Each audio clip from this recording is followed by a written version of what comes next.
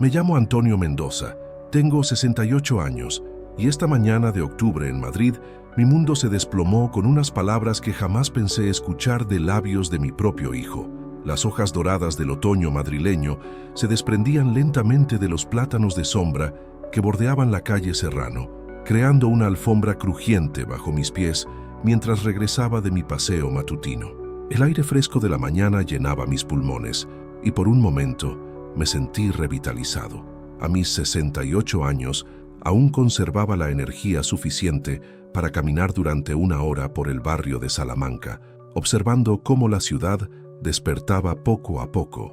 La casa de 3 plantas donde vivía con mi hijo Carlos y mi nuera Elena se alzaba imponente en una de las calles más exclusivas del distrito. Era una construcción de principios del siglo XX, con balcones de hierro forjado y fachada de piedra caliza que había resistido el paso del tiempo con elegancia. Cada mañana, al contemplarla desde la acera de enfrente, sentía una mezcla de orgullo y nostalgia. Esa casa había sido el hogar donde crecieron mis hijos, donde mi difunta esposa Carmen había tejido los recuerdos más hermosos de nuestra familia. Al subir los 3 escalones de mármol que conducían a la puerta principal, escuché voces exaltadas provenientes del salón. La voz grave de Carlos resonaba con una dureza que me erizó la piel, mientras que Elena parecía intentar calmarlo con susurros nerviosos. «No puedo más, Elena. Ya no puedo seguir así», decía Carlos con una voz cargada de frustración que atravesó la puerta de roble macizo como una daga. Mi mano se detuvo en el pomo dorado de la puerta. Durante 40 años había trabajado como arquitecto en una prestigiosa firma madrileña. Había diseñado edificios que aún se alzaban orgullosos por toda la ciudad. Había criado a 2 hijos con amor y dedicación. Y ahora, en lo que debería ser mi época de descanso, me encontraba espiando conversaciones ajenas en mi propia casa. «Cariño, cálmate. Tu padre no es tan mayor, solo necesita tiempo para adaptarse», respondió Elena con esa voz suave que siempre había caracterizado a mi nuera. A los 35 años, Elena trabajaba como profesora de literatura en un instituto de la zona norte de Madrid, y su paciencia profesional se extendía naturalmente a la vida familiar. ¿Tiempo? ¿Tiempo para qué? Lleva 3 años jubilado, y lo único que hace es pasearse por la casa como un fantasma, leer el periódico durante horas y ver la televisión. No colabora con nada, no ayuda con los gastos. Es como tener a un inquilino que no paga. La voz de Carlos se volvía más áspera con cada palabra. Cada sílaba se clavaba en mi pecho como pequeñas dagas. Era así como me veía mi hijo, como un peso muerto en su vida. Las manos me temblaron ligeramente mientras sostenía las llaves y por un momento consideré dar media vuelta y caminar sin rumbo por las calles de Madrid hasta que la conversación terminara. «Carlos, por favor, baja la voz. Puede escucharte», susurró Elena, pero su marido parecía haber perdido todo control sobre sus emociones. «Que me escuche, a ver si así reacciona y se da cuenta de la realidad. No voy a mantener a un viejo perezoso en mi casa toda la vida. Ya es hora de que busque su propio lugar o que se vaya a una residencia. Nosotros tenemos nuestros propios planes. Queremos ampliar la familia, viajar, vivir nuestra vida sin tener que cargar con él». El mundo se detuvo a mi alrededor. Los sonidos de la calle Serrano se desvanecieron. El rumor lejano del tráfico en la Castellana se convirtió en un eco distante, y solo pude escuchar el latido acelerado de mi propio corazón resonando en mis oídos como un tambor de guerra. «Un viejo perezoso». Esas palabras se repetían en mi mente como un mantra cruel. Yo que había sacrificado vacaciones familiares para pagar la universidad privada de Carlos, que había trabajado horas extras durante años para asegurarme de que nunca le faltara nada, que había vendido la casita de la playa en Santander que tanto amaba Carmen para costear su máster en administración de empresas en Londres. Con manos temblorosas, introduje la llave en la cerradura y empujé la puerta.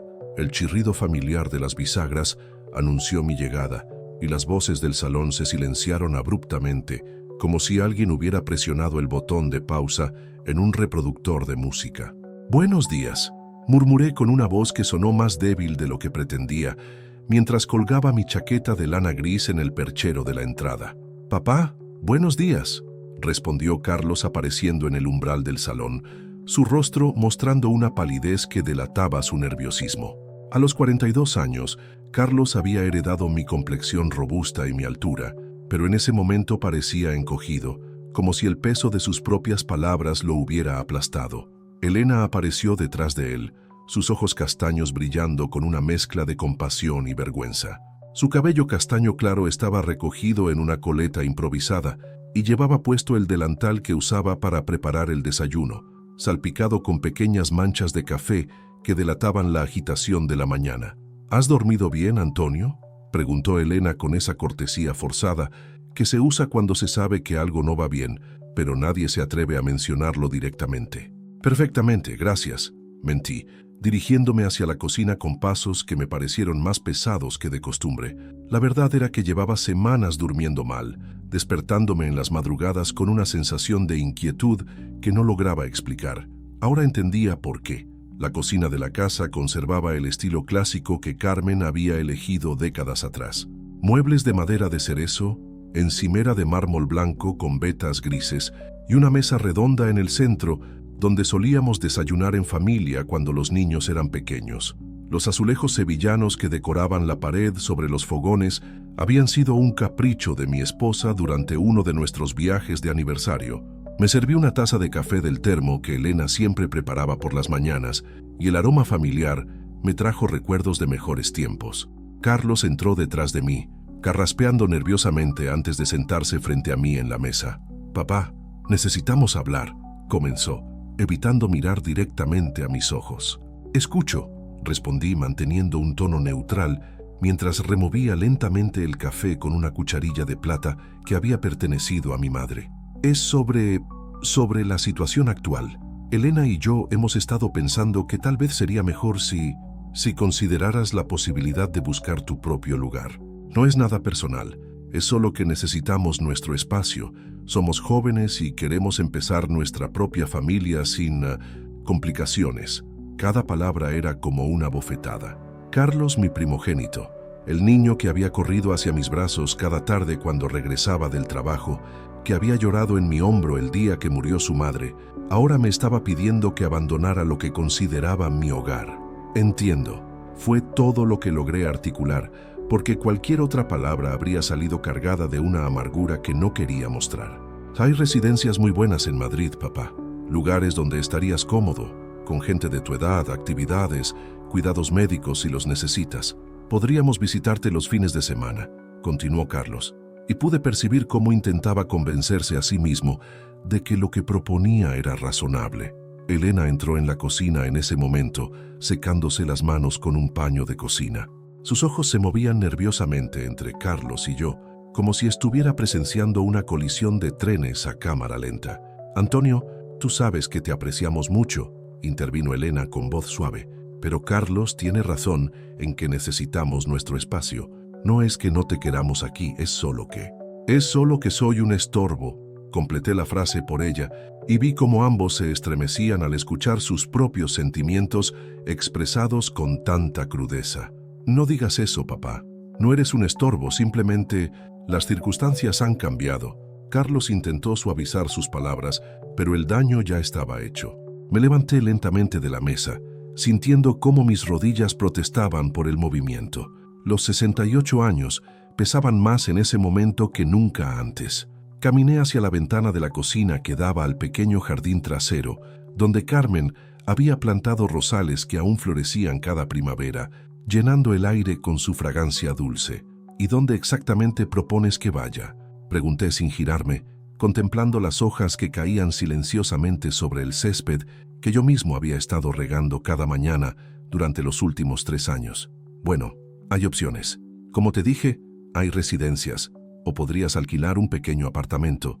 Con tu pensión de jubilación podrías permitírtelo, y nosotros podríamos ayudarte un poco al principio». Carlos hablaba rápidamente, como si quisiera terminar con la conversación lo antes posible.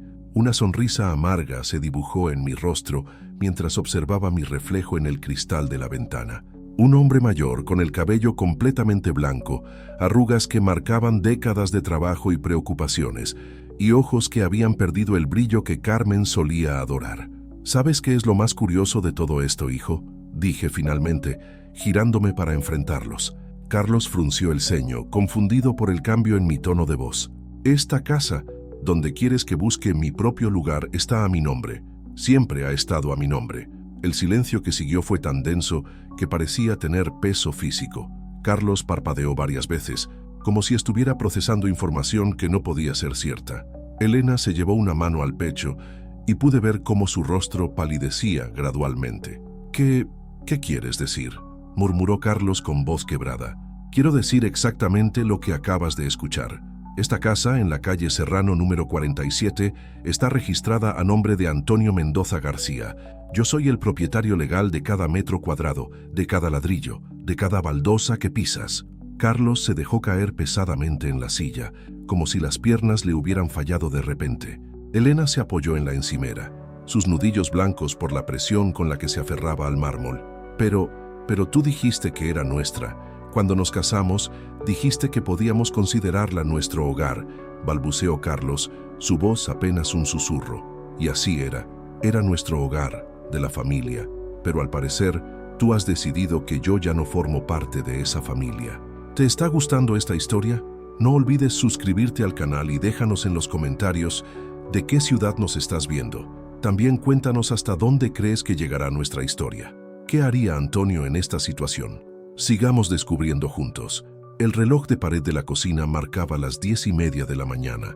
En apenas 30 minutos, mi vida había dado un vuelco completo. Las palabras crueles de mi hijo resonaban aún en mis oídos, pero ahora había algo más. Una determinación que no sentía desde hacía años. Por primera vez en mucho tiempo, tenía el control de la situación. Carlos levantó la vista hacia mí, y en sus ojos pude ver una mezcla de shock, miedo y algo que podría haber sido respeto. Elena permanecía inmóvil, como una estatua de sal que hubiera presenciado la destrucción de Sodoma. Papá, yo no sabía que... Pensé que... Carlos tartamudeaba, buscando palabras que pudieran reparar el daño que había causado. Pensaste que era un viejo indefenso al que podrías echar de su propia casa cuando te resultara conveniente. Completé por él, y mi voz sonó más fuerte y firme de lo que había sonado en meses. La ironía de la situación no se me escapaba. Durante 3 años me había sentido como un huésped en mi propia casa, caminando de puntillas para no molestar, manteniendo mis pertenencias en orden para no estorbar, pidiendo permiso implícito para cada pequeña cosa.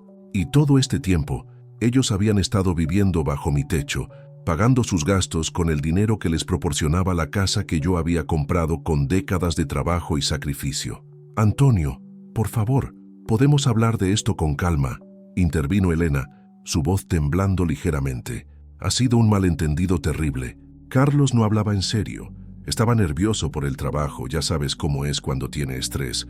¿Un malentendido?, repetí, dejando que la palabra colgara en el aire como una acusación. ¿Llamar a tu suegro un viejo perezoso al que no quieres mantener es un malentendido?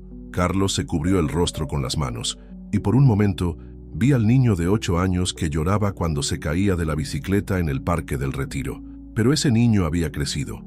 Se había convertido en un hombre que acababa de demostrar una crueldad que yo jamás pensé que fuera capaz de mostrar. Papá, lo siento muchísimo. No quise decir esas cosas, estaba frustrado, preocupado por el futuro, por el dinero. Carlos levantó la cabeza y vi lágrimas en sus ojos. Por favor, perdóname, no quiero que te vayas.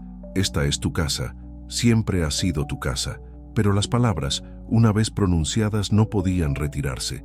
Como las hojas que caían en el jardín, ya no había manera de devolverlas a la rama. Las disculpas no borran las intenciones, hijo, y tus intenciones han quedado muy claras esta mañana. Me dirigí hacia la puerta de la cocina, pero me detuve en el umbral. Y Carlos, dije sin girarme, ya que estás tan preocupado por los gastos, tal vez deberías saber que durante estos 3 años he estado pagando el seguro de la casa, los impuestos municipales, las reparaciones y una buena parte de las facturas de servicios, porque al fin y al cabo es mi casa. Y salí de la cocina dejando tras de mí un silencio tan profundo que podría haberse cortado con un cuchillo. Subí las escaleras hacia mi habitación, cada escalón crujiendo bajo mis pies, con el mismo sonido familiar de siempre, pero ahora todo había cambiado. En mi habitación me senté en el borde de la cama que había compartido con Carmen durante 30 años. La colcha azul marino que ella había elegido poco antes de morir aún cubría el colchón, y su fotografía me sonreía desde la mesilla de noche. «¿Qué harías tú en mi lugar, amor?», susurré a la imagen, pero solo encontré silencio. Por la ventana podía ver la calle Serrano, con sus elegantes edificios y sus árboles centenarios. Había caminado por esas aceras durante más de 40 años. Había visto crecer a mis hijos en esta casa. Había construido una vida que creía sólida e inquebrantable. Ahora, a los 68 años, me daba cuenta de que tal vez había llegado el momento de reconstruir esa vida desde cero, pero esta vez sería bajo mis propias condiciones. La casa continuaba sumida en un silencio sepulcral, roto ocasionalmente por el murmullo de voces lejanas procedentes de la planta baja. Carlos y Elena estarían hablando, probablemente intentando procesar lo que acababa de suceder, calculando las implicaciones de la bomba que acababa de estallar en su perfecta vida planificada. Me acerqué al escritorio de madera de nogal que había pertenecido a mi padre y de uno de los cajones saqué una carpeta amarillenta que contenía todos los documentos importantes de la casa: escrituras, certificados, pólizas de seguro, toda la documentación que probaba, sin lugar a dudas, que Antonio Mendoza García era el único y legítimo propietario de esa casa. Mientras hojeaba los papeles, no pude evitar recordar el día que firmé la escritura, hace más de 40 años. Carmen estaba embarazada de Carlos y yo acababa de conseguir mi primer gran proyecto como arquitecto independiente. Habíamos soñado con llenar esa casa de risas, de voces infantiles, de celebraciones familiares que durarían toda la vida. Nunca imaginé que un día mi propio hijo me echaría de mi propia casa. Pero la vida, como había aprendido a lo largo de casi 7 décadas, tenía una manera peculiar de sorprendernos cuando menos lo esperamos. Los siguientes 3 días transcurrieron en un silencio incómodo que envolvía la casa como una manta pesada y asfixiante. Carlos evitaba mirarme directamente a los ojos durante las comidas, mientras que Elena intentaba mantener una apariencia de normalidad que resultaba más dolorosa que el silencio mismo. Cada «buenos días» forzado, cada «¿necesitas algo, Antonio?», pronunciado con voz temblorosa, me recordaba que las palabras crueles de mi hijo habían cambiado para siempre la dinámica de nuestro hogar. Era viernes por la tarde cuando decidí que había llegado el momento de actuar. El sol de octubre se filtraba a través de las cortinas de lino del despacho, creando patrones dorados sobre el escritorio donde había trabajado durante tantos años en mis proyectos arquitectónicos. Los planos de edificios que aún se alzaban orgullosos por Madrid cubrían las paredes, testimonio silencioso de una carrera que había construido no solo estructuras de hormigón y acero, sino también el patrimonio familiar que ahora parecía en peligro. Descolgué el teléfono fijo de baquelita negra que Carmen se había negado a reemplazar porque decía que le daba carácter al despacho, y marqué el número que conocía de memoria desde hacía 20 años. Bufete Rodríguez y Asociados. Buenas tardes, respondió la voz profesional de Marta, la secretaria de Javier Rodríguez, mi abogado y amigo desde los tiempos de la universidad. Marta, soy Antonio Mendoza. ¿Está Javier disponible? Es bastante urgente, dije, procurando mantener un tono calmado a pesar de la tormenta que rugía en mi interior. Señor Mendoza, por supuesto, enseguida le paso con él. Un momentito, por favor. La música clásica que sonó durante la espera me transportó momentáneamente a mejores tiempos, cuando las preocupaciones más grandes eran los plazos de entrega de proyectos o las reuniones con clientes exigentes. Problemas profesionales que se resolvían con dedicación y experiencia, no como los problemas familiares que parecían no tener solución. «Antonio, ¿cómo estás, viejo amigo? Hacía tiempo que no sabía de ti». La voz cálida de Javier resonó a través del auricular. A los 65 años, Javier conservaba la energía y el entusiasmo que lo habían caracterizado desde nuestros días universitarios en la Complutense. «Javier, necesito verte. Es sobre mi situación familiar y específicamente sobre la casa», expliqué brevemente, sin entrar en detalles que prefería compartir en persona. «Por supuesto. ¿Puedes venir el lunes a primera hora? Digamos, las 9? Perfecto. Hasta el lunes entonces». Colgué el teléfono y me quedé contemplando las fotografías familiares que decoraban el escritorio. Carlos a los 5 años, construyendo castillos de arena en la playa de Santander. Carmen y yo el día de nuestra boda, jóvenes y llenos de sueños. la graduación universitaria de Carlos, cuando me abrazó con lágrimas en los ojos y me dijo que todo lo que había logrado era gracias a mi apoyo y sacrificio. ¿Cuándo exactamente se había roto esa conexión? ¿En qué momento mi hijo había comenzado a verme como una carga en lugar de como el padre que había dado todo por él? El sonido de la puerta principal al cerrarse me sacó de mis reflexiones. Carlos había salido, probablemente a encontrarse con sus amigos del gimnasio, como hacía cada viernes por la tarde. Elena estaría en la cocina, preparando la cena con esa meticulosidad que había heredado de su madre andaluza. Bajé las escaleras lentamente, mis pasos amortiguados por la alfombra persa que Carmen había comprado en un mercadillo de antigüedades en El Rastro. Al llegar a la planta baja, pude oír el ruido de los utensilios de cocina y el aroma a sofrito que emanaba desde la cocina. Elena estaba de pie frente a los fogones, removiendo algo en una sartén con movimientos mecánicos que delataban su nerviosismo. Su cabello castaño estaba recogido en un moño despeinado y llevaba puesto el delantal de flores que Carmen le había regalado el día de su boda con Carlos. «Huele muy bien», comenté desde el umbral, y Elena se sobresaltó ligeramente al escuchar mi voz. «Antonio no te había oído bajar», dijo, girándose hacia mí con una sonrisa forzada que no llegaba a sus ojos. «Estoy preparando unas albóndigas en salsa. Sé que te gustan. ¿Podemos hablar un momento?», pregunté, acercándome a la mesa de la cocina donde tantas conversaciones familiares habían tenido lugar a lo largo de los años.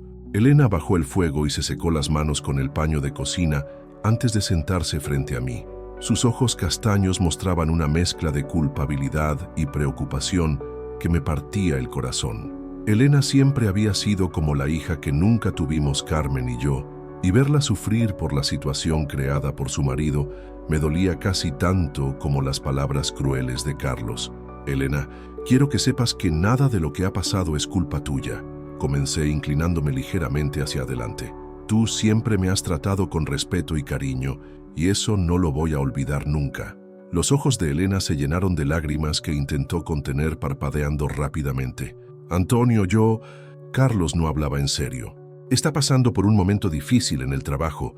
Hay rumores de despidos en su empresa, y creo que está proyectando sus miedos y frustraciones». Su voz se quebró ligeramente al final de la frase. «¿Rumores de despidos?», pregunté, sintiendo cómo una pieza más del rompecabezas comenzaba a encajar en su lugar. Elena asintió, secándose discretamente una lágrima que había logrado escapar. «Su departamento está siendo reestructurado. Carlos lleva semanas sin dormir bien, revisando constantemente su rendimiento, sus números de ventas.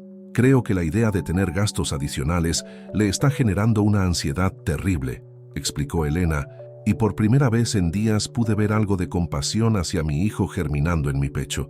«¿Por qué no me lo había contado?», murmuré, más para mí mismo que para Elena. «Ya sabes cómo es Carlos. Desde pequeño ha querido demostrar que puede solo con todo, que no necesita ayuda de nadie. Es su forma de ser, esa mezcla de orgullo y terquedad que...». Elena se detuvo abruptamente, dándose cuenta de que estaba describiendo rasgos que Carlos había heredado directamente de mí. «¿Qué heredó de su padre?», completé con una sonrisa amarga. «El mismo orgullo que me impidió hablarle sobre mis propios miedos después de jubilarme, la misma terquedad que me hizo encerrarme en mí mismo en lugar de buscar nuevas actividades, nuevos propósitos». Elena me miró con sorpresa, como si fuera la primera vez que me escuchaba hacer un análisis tan honesto de mi propia personalidad. «Antonio, tú no tienes la culpa de nada. Eres un hombre mayor que merece respeto y cuidado, especialmente de su propia familia», dijo Elena con firmeza, y por un momento recordé por qué Carmen la había querido tanto desde el primer día que Carlos la trajo a casa. «Elena, hay algo que necesitas saber», dije, tomando una decisión que había estado posponiendo durante días. «Algo sobre esta casa y sobre la situación financiera real de la familia». Elena frunció el ceño, intrigada por mi tono serio. «Cuando Carlos y tú se casaron, decidí no contarles ciertos detalles sobre mi situación económica porque quería que sintieran que esta casa era realmente su hogar, no solo un favor de su suegro. Pero creo que ha llegado el momento de que conozcan toda la verdad». Me levanté y fui hacia el cajón donde Elena guardaba los documentos importantes de la casa: facturas, recibos, correspondencia oficial. Con cuidado, saqué una carpeta que contenía los extractos bancarios de la cuenta, desde la cual se habían estado pagando la mayoría de los gastos de la casa durante los últimos 3 años. Elena, mira estos recibos, dije, extendiendo los papeles sobre la mesa. El seguro de hogar, pagado desde mi cuenta. Los impuestos municipales pagados desde mi cuenta. Las reparaciones del tejado el año pasado, la renovación del sistema de calefacción, incluso una buena parte de las facturas de electricidad y gas, todo pagado por mí. Elena examinó los documentos con ojos cada vez más abiertos, su rostro palideciendo a medida que comprendía la magnitud de lo que estaba viendo. Pero Antonio, nosotros pagamos nuestras facturas. Carlos se encarga de las domiciliaciones bancarias cada mes, murmuró, confundida. Carlos paga aproximadamente el 30% de los gastos totales de la casa, expliqué con gentileza. Yo he estado cubriendo el resto sin que él lo supiera, porque no quería que se sintiera como un huésped en su propio hogar. Pero al parecer, el resultado ha sido el contrario. Ahora él me ve a mí como el huésped. Elena se llevó las manos al rostro y pude ver cómo sus hombros comenzaron a temblar ligeramente. Dios mío, Antonio, Carlos no tiene idea de esto, ¿verdad? Si lo supiera, jamás habría dicho esas cosas horribles, susurró entre sus dedos. Y ahí está el problema, Elena. Mi hijo cree que soy una carga económica, cuando en realidad soy yo quien está sosteniendo económicamente esta casa. Cree que soy un viejo perezoso, cuando cada mes mi pensión y mis ahorros mantienen a flote el hogar donde él vive cómodamente. ¿Crees que Antonio debería contarle toda la verdad a Carlos? Déjanos tu opinión en los comentarios y no olvides suscribirte para no perderte cómo continúa esta impactante historia. También cuéntanos de qué ciudad nos estás viendo. El silencio que siguió fue interrumpido únicamente por el borboteo suave de la salsa en los fogones. Elena levantó la cabeza lentamente, sus ojos enrojecidos, pero con una determinación nueva brillando en ellos. Antonio, tienes que contárselo. Carlos necesita saber la verdad, no solo sobre el dinero, sino sobre todo. Sobre cómo te has estado sintiendo, sobre lo que realmente significas para esta familia, sobre cuánto te necesitamos, dijo Elena con voz firme. ¿Me necesitáis?, pregunté, y oí la vulnerabilidad en mi propia voz. Por supuesto que sí. ¿Quién me ayuda con el jardín cada domingo? ¿Quién se queda despierto esperando a que Carlos llegue tarde del trabajo para asegurarse de que ha llegado bien a casa? ¿Quién me enseña recetas de Carmen cuando quiero sorprender a mi marido con algo especial? Elena enumeraba cada punto con pasión creciente. Eres el pilar de esta familia, Antonio. El problema es que lo haces todo tan discretamente que nadie se da cuenta. Sus palabras me llegaron al alma como un bálsamo sanador. Durante meses me había sentido invisible, innecesario, como un mueble más en la decoración de la casa. Escuchar a Elena enumerar todas las pequeñas formas en las que contribuía al bienestar familiar me hizo recordar que aún tenía valor, aún tenía propósito. Elena, hay algo más que necesitas saber, continué, decidiendo revelar el plan que había estado formándose en mi mente durante los últimos días. El lunes voy a reunirme con mi abogado para revisar mi testamento y hacer algunos cambios en la gestión de mis propiedades. Elena me miró con alarma. Antonio, por favor, no hagas nada drástico por culpa de unas palabras dichas en un momento de estrés. Carlos te quiere, de verdad te quiere. Solo está pasando por un momento muy difícil. No te preocupes, no voy a desheredar a nadie ni a tomar venganza, la tranquilicé.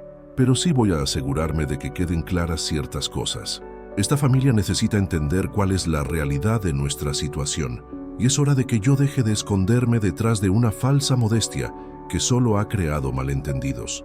Elena asintió lentamente, pareciendo comprender que había algo inevitable en el proceso que se estaba desarrollando. ¿Vas a contárselo a Carlos cuando vuelva esta noche?, preguntó. No esta noche. Primero quiero hablar con Javier, aclarar mis propias ideas y decidir cuál es la mejor manera de manejar esta situación. Carlos va a tener que enfrentar algunas verdades incómodas y quiero asegurarme de hacerlo de la manera correcta. Elena se levantó y apagó el fuego bajo la sartén. Las albóndigas habían terminado de cocinarse, llenando la cocina con un aroma que me recordó a los domingos familiares cuando los niños eran pequeños y Carmen preparaba grandes cenas que duraban hasta bien entrada la noche. Antonio, dijo Elena girándose hacia mí, quiero que sepas que, pase lo que pase, yo siempre te voy a considerar como el padre que nunca tuve. Mis padres murieron cuando yo era muy joven, y tú y Carmen me acogisteis en esta familia como si fuera vuestra propia hija. Eso jamás va a cambiar, sin importar lo que decida Carlos. Me levanté y abracé a Elena, sintiendo cómo las lágrimas que había estado conteniendo durante días, finalmente, encontraban su camino hacia mis mejillas. En ese abrazo, encontré la confirmación de que no estaba completamente solo, de que al menos una persona en esa casa valoraba mi presencia y mi contribución. Gracias, Elena. No sabes cuánto necesitaba escuchar eso. Susurré contra su cabello, que olía al mismo champú de jazmín que Carmen solía usar. Cuando nos separamos, ambos nos secamos las lágrimas con una sonrisa tímida. Elena sirvió la cena en los platos de porcelana que habían pertenecido a la madre de Carmen, y cenamos juntos en un silencio que, por primera vez en días, no resultaba incómodo, sino reconfortante. Carlos llegó cerca de las 10 de la noche, con el rostro enrojecido por el ejercicio y una expresión más relajada de la que había mostrado durante toda la semana. Elena y yo estábamos viendo las noticias en el salón cuando escuchamos sus llaves en la cerradura. «Buenas noches», murmuró al pasar por el salón, dirigiéndose directamente hacia las escaleras. «Carlos», le dije, y él se detuvo sin girarse completamente. «Podemos hablar mañana. Hay algunas cosas importantes que necesitamos aclarar». Carlos se giró lentamente, y pude ver en sus ojos una mezcla de aprehensión y curiosidad. «Claro, papá, cuando quieras», respondió con voz cautelosa. «Perfecto, que descanses», dije, y Carlos subió las escaleras con pasos que parecían más pesados de lo habitual. Elena me miró con una expresión que mezclaba nerviosismo y esperanza. «¿Crees que todo saldrá bien?», preguntó en voz baja. «No lo sé, Elena, pero por primera vez en mucho tiempo siento que tengo el control de mi propia vida, y eso, pase lo que pase, ya es un paso en la dirección correcta». Esa noche dormí mejor de lo que había dormido en semanas. Los documentos en mi escritorio esperaban ser revisados. La cita con Javier se acercaba y una conversación crucial con Carlos se aproximaba en el horizonte. Pero por primera vez desde que había escuchado esas palabras crueles, me sentía preparado para enfrentar lo que fuera que el futuro me deparara. Al fin y al cabo, Antonio Mendoza no había llegado hasta los 68 años sin aprender a manejar las crisis. Y esta sin duda sería la más importante de todas. El lunes llegó envuelto en una bruma matutina típica del otoño madrileño que convertía la ciudad en una acuarela difusa de grises y ocres.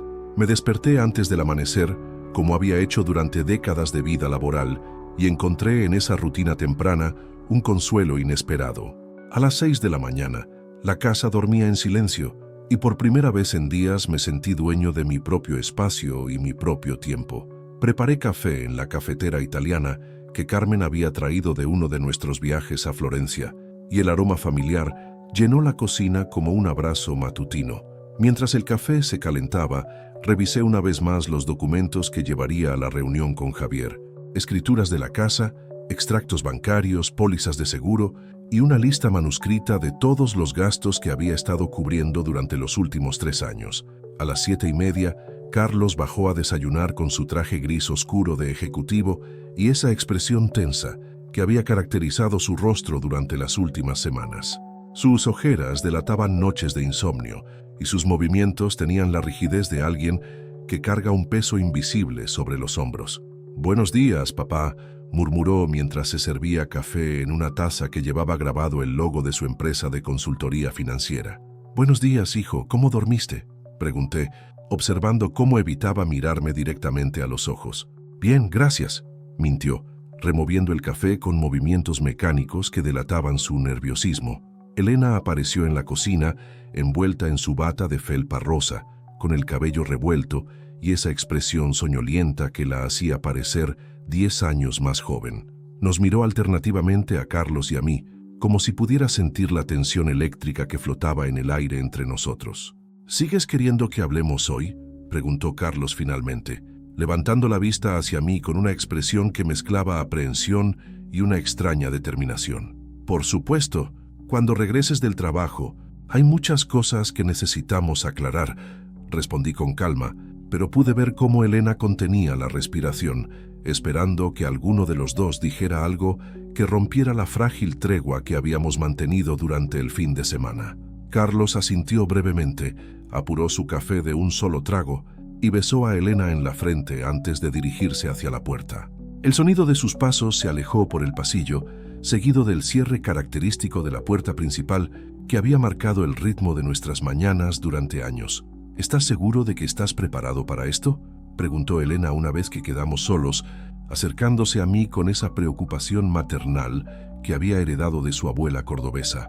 Elena, durante 40 años enfrenté clientes difíciles, presupuestos imposibles y plazos de entrega que parecían diseñados para volverme loco, respondí con una sonrisa que esperaba transmitiera más confianza de la que realmente sentía. Creo que puedo manejar una conversación con mi propio hijo. Pero mientras me dirigía hacia el centro de Madrid en el metro, observando los rostros cansados de los trabajadores que iniciaban otro lunes laboral, no pude evitar sentir una mezcla de nerviosismo y determinación que me recordaba a mis primeras presentaciones ante juntas directivas cuando era un arquitecto joven e inseguro. El bufete de Javier ocupaba la tercera planta de un elegante edificio de principios del siglo XX en la calle Alcalá, cerca de la Puerta del Sol. Subí por las escaleras de mármol blanco, mis pasos resonando en el silencio matutino del edificio, mientras repasaba mentalmente todo lo que quería discutir con mi viejo amigo. «Antonio, puntual como siempre», exclamó Javier al verme entrar en su despacho, levantándose de detrás de un escritorio de caoba que estaba cubierto de expedientes y códigos legales. A los 65 años, Javier conservaba el vigor y la agudeza mental que lo habían convertido en uno de los abogados más respetados de Madrid en temas de derecho civil y familiar. Su despacho reflejaba décadas de éxito profesional, estanterías llenas de libros de jurisprudencia, diplomas y reconocimientos enmarcados en las paredes, y una vista privilegiada hacia el bullicio de la calle Alcalá, que se extendía hasta el Parque del Retiro. «Javier, gracias por recibirme tan pronto», dije, estrechando su mano con la firmeza que mi padre me había enseñado décadas atrás. «Para ti siempre tengo tiempo. Además, sonabas bastante preocupado por teléfono. Cuéntame, ¿qué está pasando?», preguntó mientras me indicaba que tomara asiento en una de las cómodas butacas de cuero que flanqueaban su escritorio. Durante los siguientes 30 minutos le relaté toda la situación. Las palabras crueles de Carlos, mi descubrimiento de que me consideraba una carga, la revelación sobre quién realmente pagaba los gastos de la casa y mi creciente sensación de que necesitaba tomar control de mi propia vida antes de que fuera demasiado tarde. Javier me escuchó en silencio, tomando notas ocasionales en un bloc amarillo y haciendo gestos de comprensión que me tranquilizaron. Cuando terminé mi relato, se recostó en su silla y me miró con esa expresión analítica que había visto miles de veces cuando evaluaba casos complejos. «Antonio, legalmente tienes todos los derechos de tu parte. Eres el propietario único de la vivienda y puedes tomar las decisiones que consideres apropiadas», comenzó Javier con su voz profesional. «Pero antes de hablar de opciones legales, déjame preguntarte algo como tu amigo. ¿Realmente quieres llegar a una confrontación legal con tu hijo?». La pregunta me golpeó como un puñetazo en el estómago. Durante días había estado tan enfocado en mi indignación y mi dolor que no había considerado completamente las implicaciones emocionales de lo que estaba contemplando. «No quiero destruir a mi familia, Javier, pero tampoco puedo seguir viviendo como un fantasma en mi propia casa, sintiéndome como un estorbo cuando en realidad soy yo quien mantiene todo funcionando», respondí, sorprendiéndome por la firmeza de mi propia voz. «Entiendo perfectamente, y creo que tienes razón en querer aclarar las cosas. Pero mi sugerencia es que empecemos con una estrategia gradual», dijo Javier, inclinándose hacia adelante.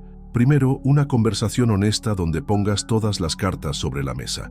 Si eso no funciona, entonces podemos considerar medidas más formales». Javier abrió un cajón de su escritorio y sacó una carpeta nueva donde comenzó a organizar los documentos que yo había traído. «Vamos a preparar un resumen completo de tu situación patrimonial y de los gastos que has estado cubriendo. Esto te dará una base sólida para la conversación con Carlos y también nos servirá si eventualmente necesitamos tomar medidas legales», explicó mientras revisaba las escrituras de la casa. «¿Qué tipo de medidas legales?», pregunté, aunque parte de mí ya conocía la respuesta. «Bueno, Como propietario único, tienes derecho a establecer condiciones para que tu hijo y su esposa continúen viviendo en la casa. Podrías formalizar un contrato de arrendamiento, establecer claramente quién paga qué, o incluso, solicitar que desalojen la propiedad si la situación se vuelve insostenible. La palabra desalojar resonó en mi mente como una campana funeraria. ¿Realmente había llegado a contemplar echar a mi propio hijo de casa? ¿Qué pensaría Carmen de todo esto? Javier, también quiero revisar mi testamento, dije, cambiando de tema hacia algo que había estado considerando durante el fin de semana.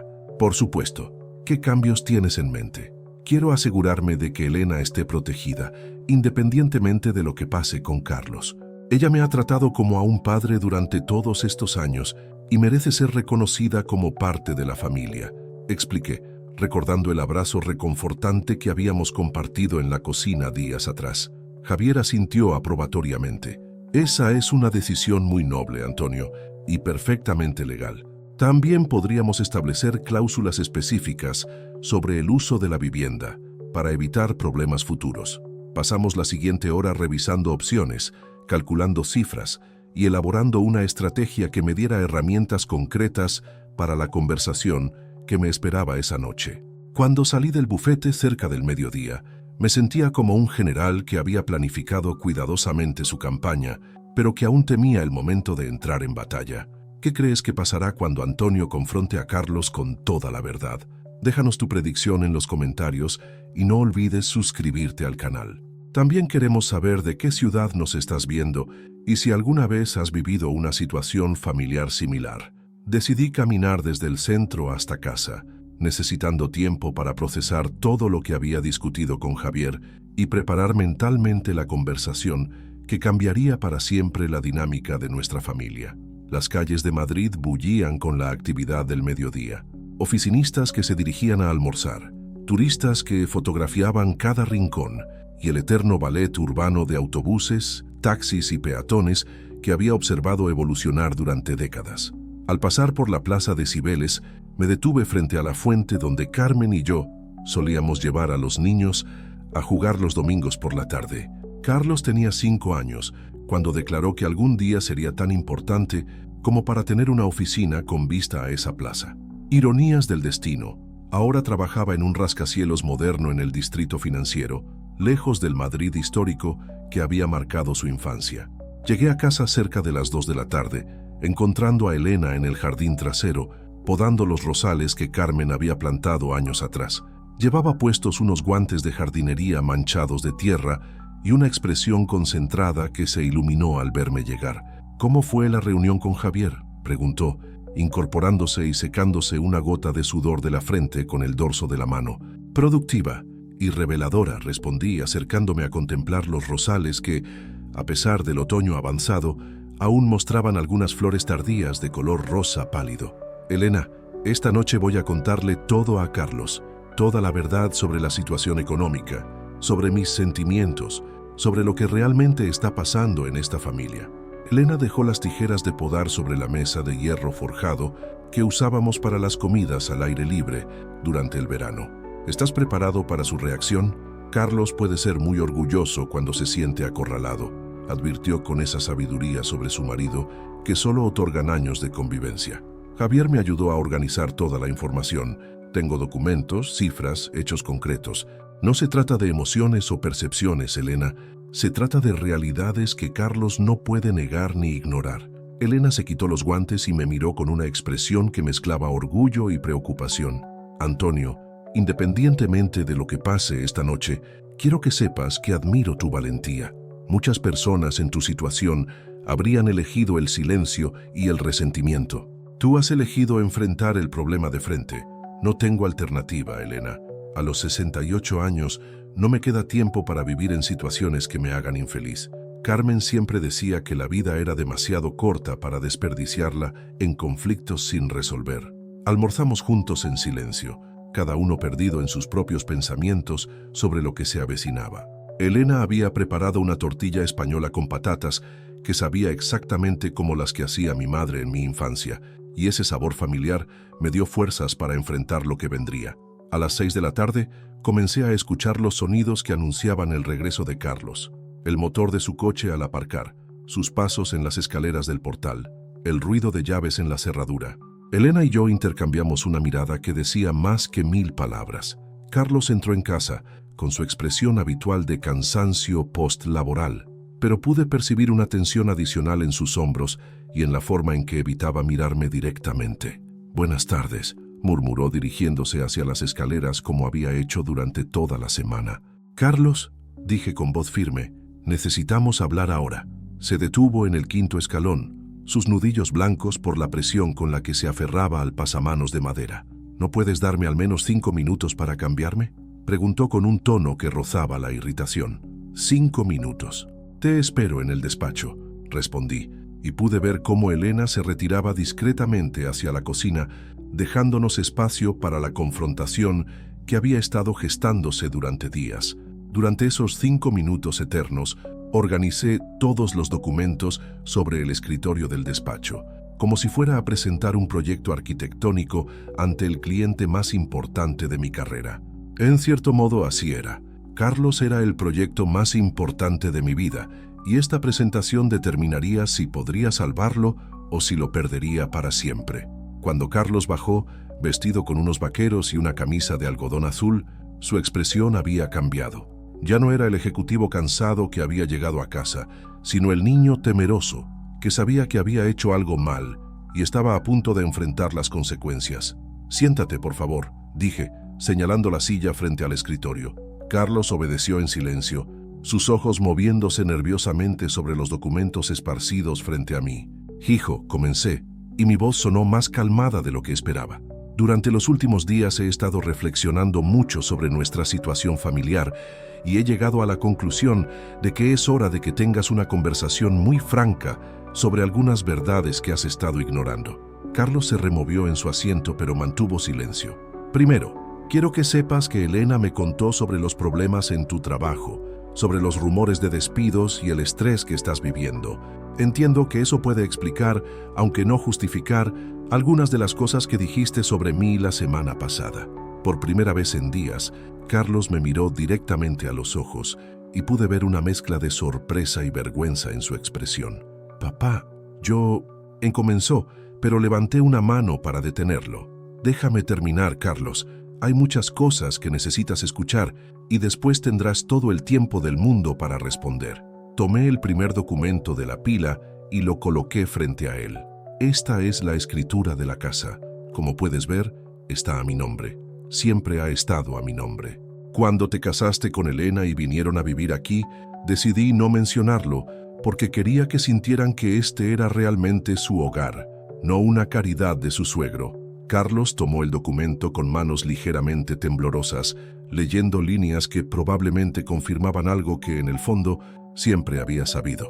«Pero lo que tal vez no sepas», continué, colocando los extractos bancarios frente a él, «es que durante estos 3 años yo he estado pagando aproximadamente el 70% de todos los gastos de esta casa». Y así comenzó la conversación más difícil y más importante de nuestras vidas.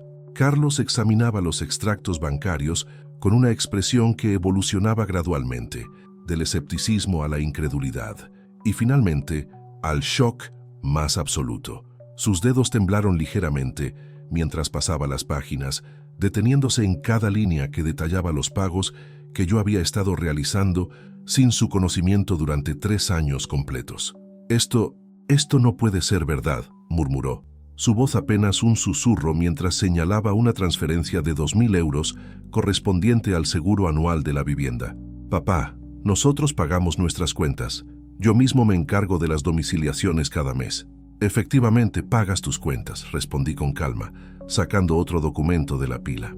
«Aquí tienes un desglose de todos los gastos de la casa durante el último año. Tú cubres aproximadamente el 30%, parte de la electricidad, el agua, la compra semanal y algunas facturas menores. Yo cubro el resto: seguro, impuestos, reparaciones mayores, calefacción, gas, internet y la hipoteca del coche que usas para ir al trabajo». Carlos levantó la vista hacia mí, sus ojos castaños, tan parecidos a los de Carmen, brillando con una mezcla de confusión y algo que podría haber sido humillación. ¿La hipoteca de mi coche?, preguntó con voz quebrada.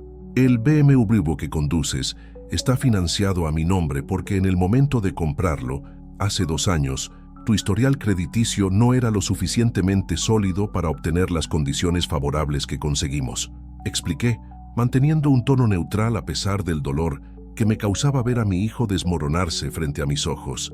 Elena no lo sabe, porque tú me pediste que no se lo dijera para no preocuparla. El silencio que siguió fue tan denso que pude escuchar el tic-tac del reloj de péndulo que Carmen había heredado de su abuela sevillana. Carlos se llevó las manos al rostro, cubriéndose los ojos como si pudiera hacer desaparecer la realidad que se desplegaba ante él. «Dios mío», susurró entre sus dedos, «¿por qué nunca me dijiste nada de esto?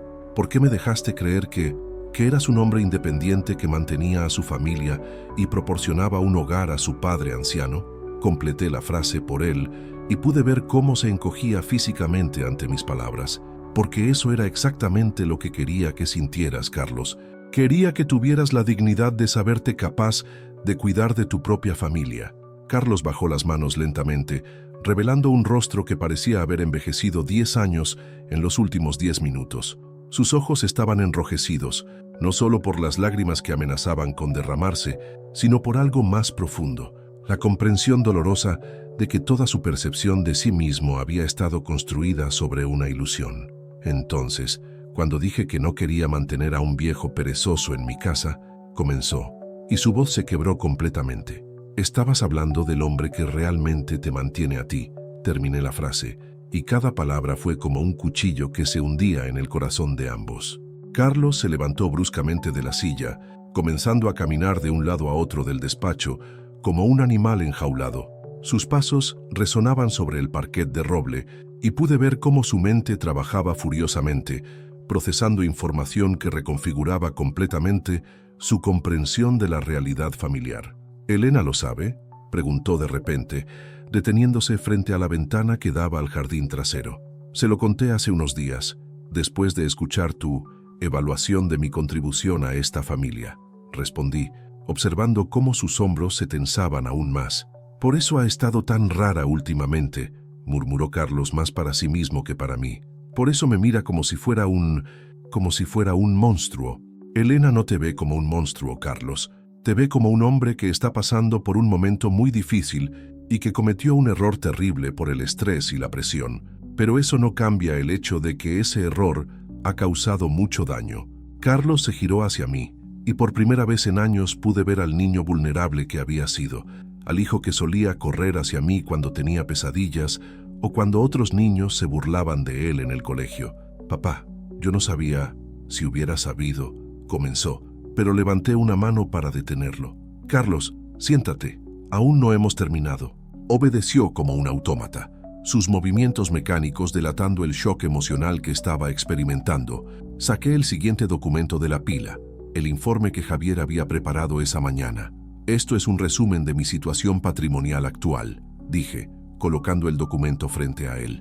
«Como puedes ver, además de esta casa, poseo 2 apartamentos en el centro de Madrid que alquilo, un local comercial en la Gran Vía y una cartera de inversiones que genera ingresos mensuales considerables». Carlos leyó las cifras con ojos cada vez más abiertos. Su palidez había alcanzado niveles alarmantes y por un momento temí que fuera a desmayarse. «Papá, esto significa que nosotros, que yo soy...», tartamudeó, incapaz de articular lo que estaba descubriendo. «Significa que soy un hombre acomodado que eligió vivir modestamente para no hacer sentir a su hijo que dependía económicamente de su padre», expliqué. «Significa que cuando me llamaste viejo perezoso, estabas hablando de alguien que podría comprarse 3 casas como esta sin tocar sus ahorros principales. ¿Imaginas cómo se debe estar sintiendo Carlos en este momento? Déjanos en los comentarios qué harías tú en su lugar y no olvides suscribirte para ver cómo continúa esta historia que nos tiene a todos enganchados. También cuéntanos de qué ciudad nos ves». Carlos se puso de pie nuevamente, pero esta vez sus movimientos eran más lentos, como si estuviera moviéndose bajo el agua. Caminó hacia la estantería, donde exhibía algunas de las maquetas de mis proyectos arquitectónicos más importantes. El complejo residencial de Las Rosas, la sede corporativa en el Paseo de la Castellana el centro comercial en Pozuelo de Alarcón. Todos estos edificios los diseñaste tú, dijo, tocando delicadamente la maqueta del edificio de la Castellana. Y yo nunca realmente entendí lo importante que habías sido, lo exitoso que habías sido. El éxito profesional no me convierte en mejor persona, Carlos, pero tampoco me convierte en la carga inútil que aparentemente crees que soy, respondí, levantándome para acercarme a él. No eres una carga, susurró Carlos, y por primera vez su voz llevaba una convicción genuina. Nunca has sido una carga, yo soy un idiota arrogante y ciego que está pasando por un momento muy difícil y que proyectó sus miedos y frustraciones en la persona equivocada. Lo interrumpí. Elena me contó sobre los problemas en tu trabajo, sobre los rumores de despidos. Entiendo que estés preocupado por el futuro económico de tu familia. Carlos se giró hacia mí, lágrimas corriendo libremente por sus mejillas. Papá, tengo tanto miedo. Mi departamento va a ser cerrado el mes que viene. Van a despedir a toda mi división. Llevamos meses viviendo con la incertidumbre, y yo pensé que si te ibas, podríamos alquilar tu habitación para tener ingresos extra, o tal vez vender la casa y mudarnos a algo más pequeño que pudiéramos permitirnos con mi liquidación. Finalmente entendía. El comportamiento cruel de Carlos no había nacido de un desprecio real hacia mí, sino del pánico de un hombre joven que veía cómo su mundo se desmoronaba y que había tomado decisiones desesperadas basadas en información incompleta. ¿Por qué no me contaste sobre el trabajo?, pregunté acercándome más a él. Porque tú ya has trabajado toda tu vida.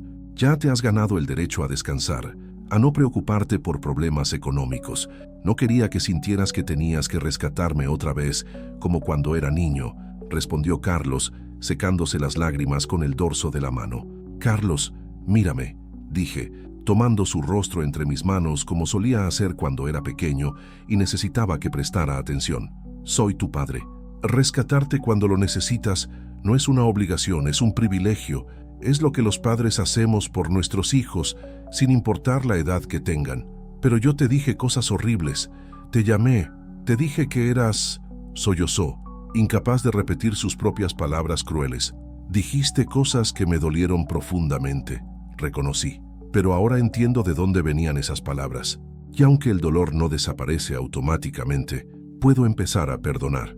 Carlos me abrazó entonces, un abrazo desesperado de niño asustado que busca consuelo en brazos que siempre han estado ahí para él.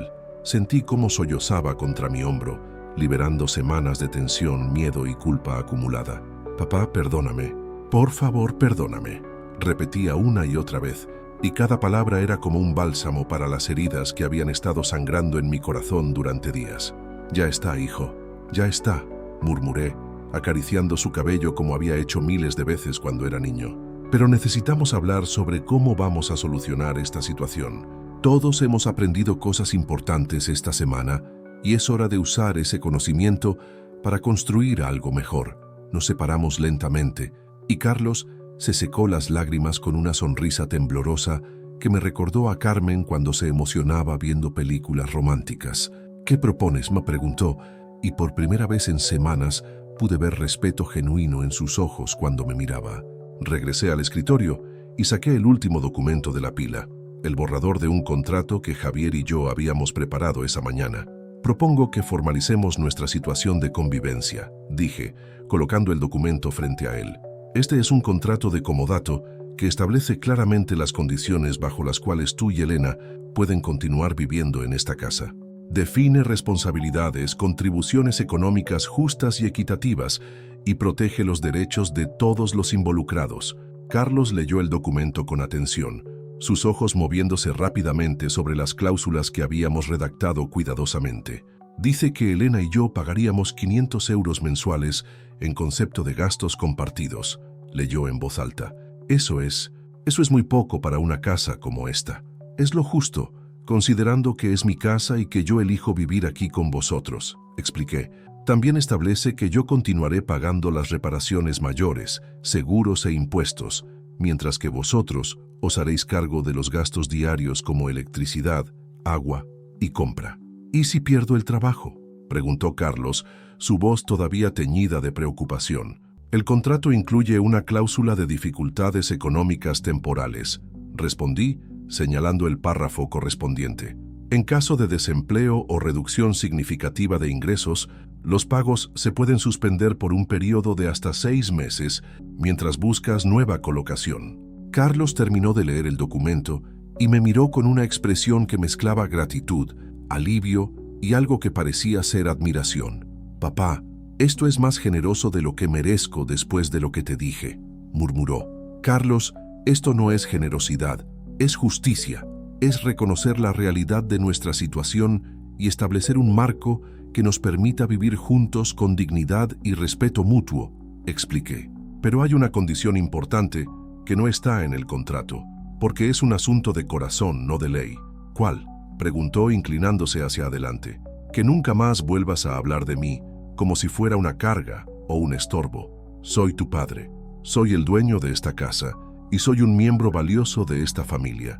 Si tienes problemas o preocupaciones, hablas conmigo directamente, no a mis espaldas con Elena». Carlos asintió vigorosamente, lágrimas frescas brillando en sus ojos. «Por supuesto, papá, nunca más, te lo prometo. Y yo prometo ser más abierto sobre mi situación económica y mis capacidades. Esta semana he aprendido que mi discreción mal entendida solo creó malentendidos y resentimientos», admití, reconociendo mi propia responsabilidad en la crisis familiar. Elena apareció en la puerta del despacho en ese momento, como si hubiera estado esperando el momento adecuado para interrumpir. Sus ojos se movieron entre Carlos y yo, evaluando la situación con esa intuición femenina que nunca dejaba de sorprenderme. «¿Todo bien?», preguntó cautelosamente. «Todo va a estar bien», respondió Carlos, levantándose para acercarse a su esposa. «Elena, necesito pedirte perdón a ti también. Has estado en el medio de una situación muy injusta y no merecías cargar con el peso de los secretos y las tensiones de esta familia».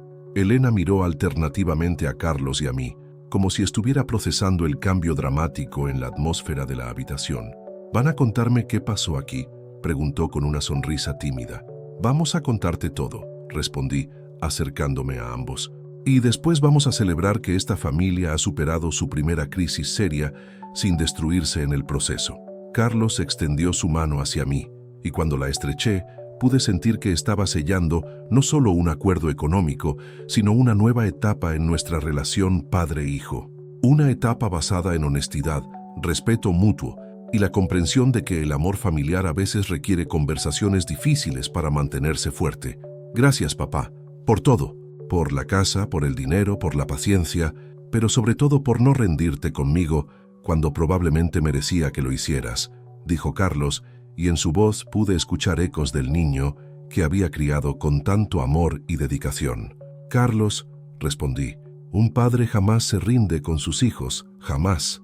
3 semanas habían transcurrido desde aquella tarde transformadora en el despacho, y la casa en la calle Serrano había experimentado una metamorfosis tan profunda como sutil. Los cambios no se manifestaban en la decoración o la distribución de los espacios, sino en algo mucho más fundamental. La energía que fluía entre sus muros había cambiado por completo. Era un sábado de noviembre cuando me desperté, con una sensación que no experimentaba desde hacía años, la certeza absoluta de que estaba exactamente donde debía estar. El sol matutino se filtraba a través de las cortinas de mi habitación, creando patrones dorados sobre la fotografía de Carmen que sonreía desde la mesilla de noche. «Buenos días, amor», le susurré como hacía cada mañana desde su partida.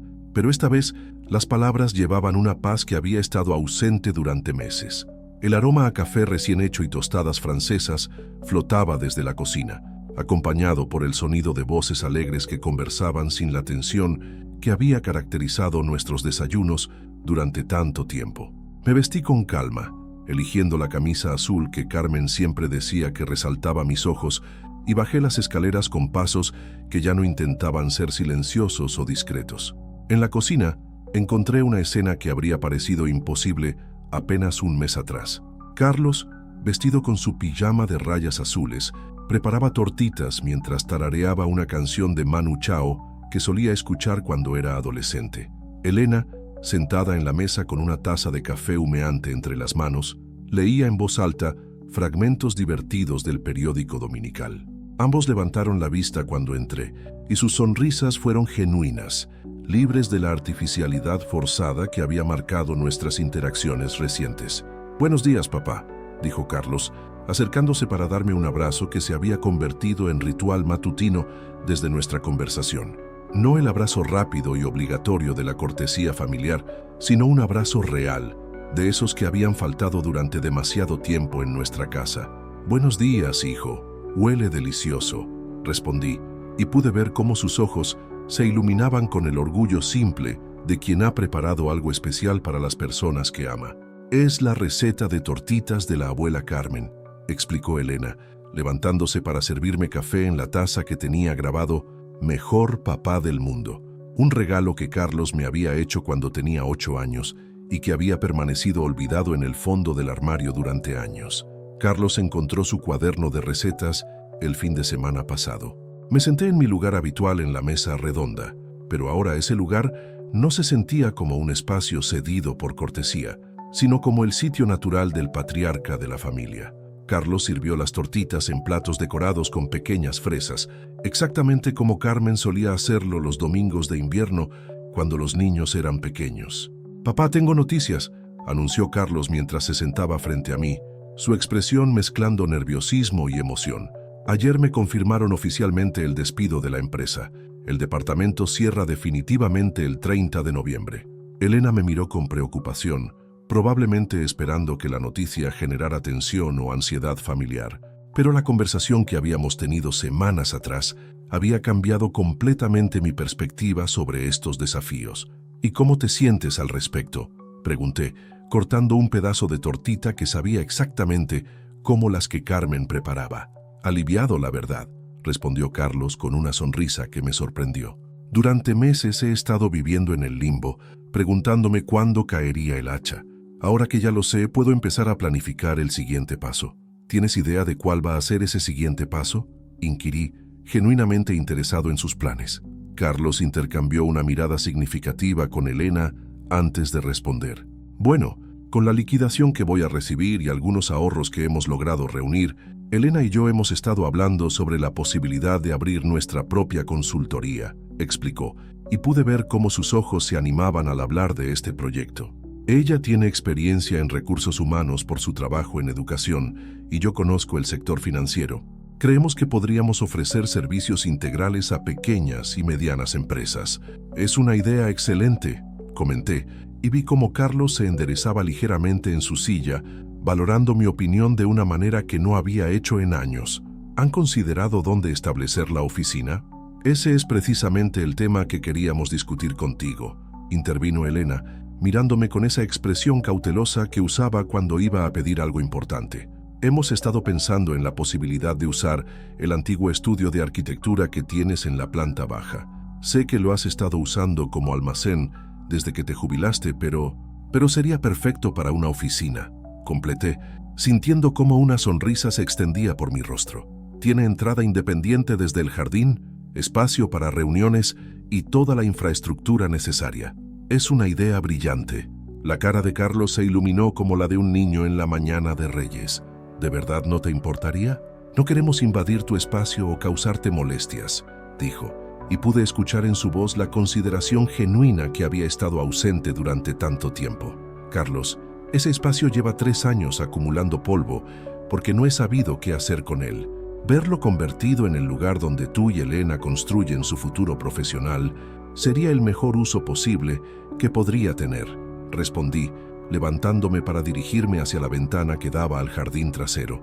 Desde allí podía ver las ventanas del antiguo estudio, donde durante décadas había diseñado los edificios que habían dado forma al skyline madrileño. La idea de que Carlos y Elena usaran ese espacio para crear su propia empresa me llenaba de una satisfacción que no había anticipado, pero tendría algunas condiciones, añadí, girándome hacia ellos con expresión seria que inmediatamente los puso en alerta. «Por supuesto, papá, las que consideres necesarias», respondió Carlos rápidamente. «Primera condición, quiero ser vuestro primer cliente», dije, y vi cómo ambos me miraban con confusión. Tengo 3 propiedades de alquiler que necesitan una gestión más profesional y un portafolio de inversiones que podría beneficiarse de una revisión estratégica. Os contrataré oficialmente para que llevéis mis asuntos financieros. Elena se llevó una mano al corazón, claramente emocionada por la propuesta. Antonio, eso sería increíble, pero no queremos que sientas que tienes que contratarnos por obligación familiar, dijo con voz temblorosa. No es obligación, Elena, es confianza. Confío en vosotros más que en cualquier consultoría externa y quiero que vuestro negocio tenga una base sólida desde el primer día, expliqué, acercándome de nuevo a la mesa. ¿Cuál es la segunda condición?, preguntó Carlos intrigado. Que me dejéis ayudar con la renovación del espacio. Sé que han pasado años desde mi último proyecto, pero creo que aún recuerdo cómo diseñar una oficina funcional. Dije con una sonrisa que esperaba transmitiera la emoción que sentía ante la posibilidad de volver a ejercer, aunque fuera parcialmente, mi profesión. ¿Te imaginas cómo debe sentirse Antonio al poder ayudar a su hijo de esta manera? Esta historia nos demuestra que los finales felices sí existen. No olvides suscribirte y déjanos en los comentarios de qué ciudad nos estás viendo. ¿Has vivido alguna vez una reconciliación familiar similar? Carlos se levantó de la mesa tan bruscamente que casi tira su silla, y por un momento temí que hubiera dicho algo incorrecto, pero en lugar de alejarse, caminó hacia mí y me abrazó con una intensidad que me recordó al niño que solía correr hacia mis brazos cuando regresaba del trabajo. «Papá, no sabes lo que significa para mí que quieras ser parte de este proyecto», murmuró contra mi hombro.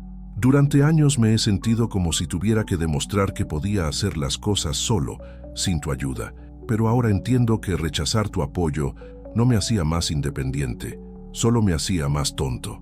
Elena se unió al abrazo, creando uno de esos momentos familiares que Carmen solía llamar abrazos sándwich, cuando los niños eran pequeños. Permanecimos así durante varios minutos, sintiendo cómo los últimos vestigios de resentimiento y malentendido se disolvían definitivamente entre nosotros. «Hay algo más que quiero discutir con vosotros», dije cuando nos separamos, regresando a mi asiento en la mesa. El tema del testamento y la herencia familiar. Pude ver cómo Carlos se tensaba ligeramente, probablemente recordando la mención que había hecho sobre revisar mi testamento semanas atrás. «Papá, si es sobre lo que dije aquella vez, ya te expliqué que…», comenzó, pero levanté una mano para tranquilizarlo. «No tiene nada que ver con eso, hijo. Es sobre algo que debería haber discutido con vosotros hace tiempo», expliqué, sacando de mi bolsillo un sobre sellado que había preparado después de mi reunión con Javier la semana anterior. «El testamento actual deja todo a partes iguales entre tú y tu hermana María. Pero he estado pensando que esa distribución no refleja realmente la situación actual de la familia», continué, viendo cómo ambos me escuchaban con atención total. Carlos abrió la boca para protestar, pero continué antes de que pudiera interrumpir. «María vive felizmente en Barcelona con su familia, tiene su propia casa, su trabajo estable y raramente viene a Madrid. Tú, en cambio, has elegido construir tu vida aquí, en esta casa, como parte de esta familia cotidiana. Elena se ha convertido en la hija que Carmen y yo nunca tuvimos, cuidando de mí, manteniendo vivas las tradiciones familiares, siendo mi compañía diaria».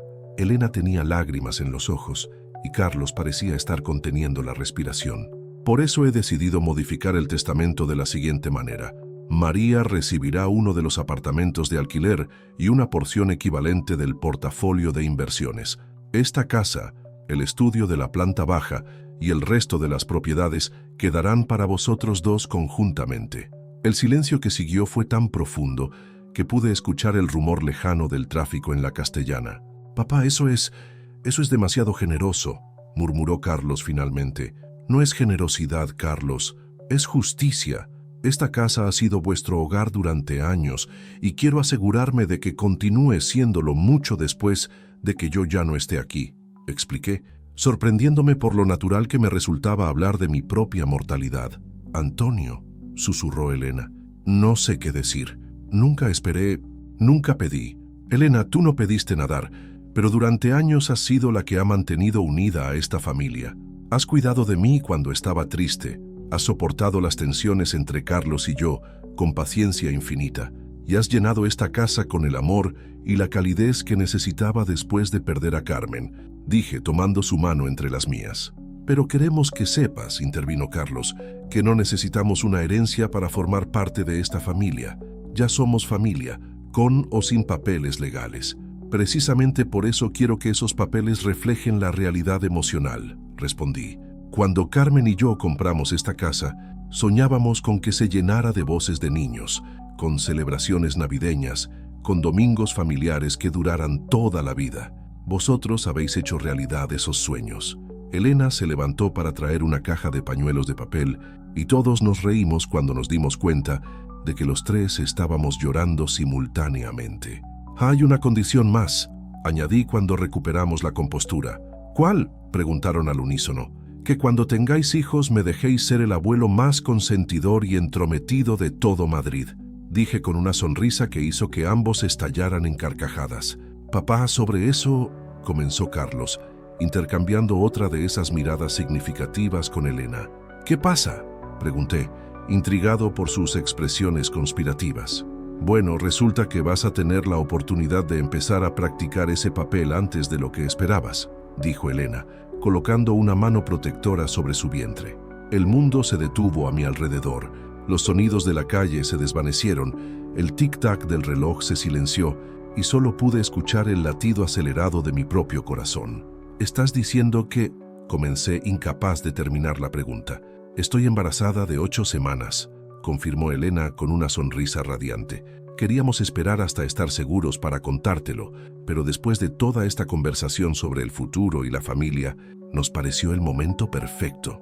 Me levanté tan rápidamente que casi tiro la mesa, y antes de que pudiera procesarlo conscientemente, estaba abrazando a Elena y besando su frente mientras murmuraba bendiciones que no sabía que conocía. «Voy a ser abuelo», exclamé, sintiéndome ridículo e inmensamente feliz al mismo tiempo. «Carmen, amor, voy a ser abuelo», añadí, dirigiéndome hacia la fotografía que podía ver desde la cocina.